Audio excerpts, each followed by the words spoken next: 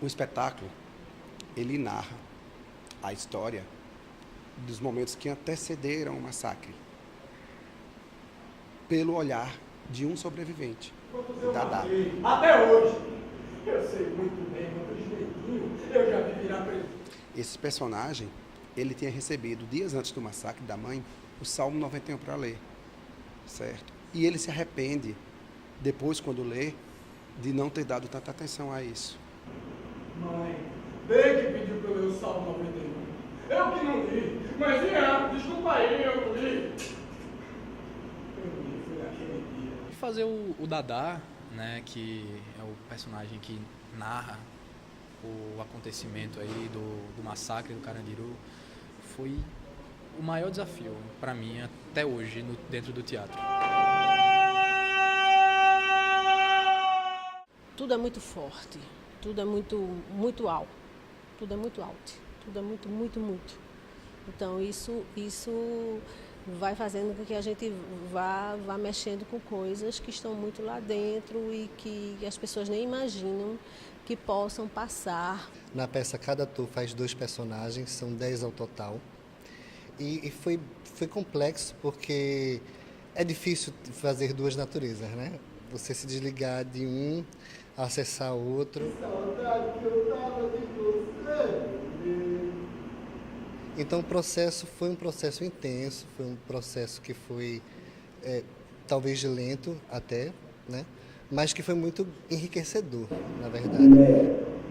Qual foi o delito que dizem que o senhor cometeu? Eu lembro que eu estava sentado, minha cena acontece bem desse lado de cá, e tinha uma jovem ruiva do lado do namorado, e eu comecei a dar o texto e tudo, e eu só começava a escutar o soluço, o soluço.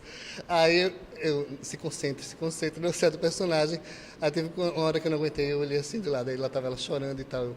Nossa, valeu a pena, deu certo, né? É um universo que a gente teve que se apropriar, mas que não faz parte da realidade de nenhum de nós. Conto no conto. Conta no conto. Eu vou contar. A gente estava tentando trazer para cá algo que a gente não tinha vivido. Teve uma briga de hoje. Foi linda, maravilhosa. A Margot pegou ele na cama que era dela e foi aquela zona. Tira as minhas meias e sai da minha cama, sua vaca. O público que vem assistir o espetáculo, ele tem alguns têm um certo conhecimento do que aconteceu, porque foi um fato que marcou a história do Brasil, né? Foi o maior massacre da história carcerária brasileira. Então, e o Drauzio Varela, ele fez o livro Estação Carandiru, que foi um best-seller, né? Foi um dos mais vendidos do Brasil na época. Então, foi um assunto que gerou bastante interesse da população. Logo depois veio o filme do Hector Babenco, que ajudou também a difundir a história. Então, as pessoas vêm com muita curiosidade para ver como vai ser no teatro que vão aparecer esses personagens, como a história vai ser contada no teatro.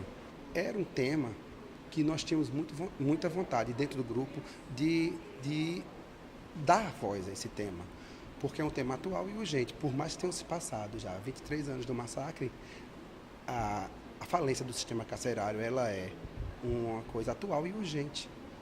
Então, foi algo que nos motivou a montar o Salmo 91.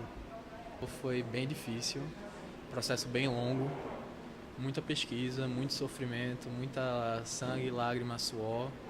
Mas, assim, no final, a gente saber que chegou lá é muito bom. Eu acho que o cenário contribui muito para a ambiência, né? Muitas pessoas que assistem, a gente percebe atenção para as pessoas assistirem o espetáculo, porque acaba se tornando um espaço ainda mais fechado, né? Como tem cenário, a gente tem 360 de cenário, então as pessoas, acho que é mais fácil para elas entrarem, é mais fácil para a gente entrar também. Eu acho que dá oportunidade para a gente mergulhar nesse mundo. A gente passou 10 meses a 11 nesse processo, então assim, muitos meses eu tive muita dificuldade, pensei em deixar o trator fazer, mas o diretor dizia, não, vai em frente, eu acredito que vai ser possível, e até eu sinto que eu mudei. Que foi só faca contra pau e mais ninguém aqui, ó! No Velho Valdo, que é o primeiro, geralmente eles ficam com medo, porque é a cena mais escura do espetáculo inteiro. E ela é feita com luz natural, de uma vela. E ele tem muita gente que falava que tinha medo, que não me reconhecia. E quando ele vai contando a história dele, você percebe que tem muita coisa muito pesada, assim, que ele passou. Mexeu muito com cada um deles, né? Com as emoções, com as sensações. É um universo que a gente teve que se apropriar, mas que não faz parte da realidade de nenhum de nós. E precisa ter disponibilidade e coragem. Se cada pessoa que assistir tiver um outro olhar e isso no futuro fizer com que as pessoas vejam o sistema carcerário como realmente algo para reabilitar para a sociedade e isso seja efetivamente conseguido, mesmo que utopicamente, a nossa mensagem já terá sido dada. Estaria mais de 250. Mas e se fosse um? Mas e se fosse um?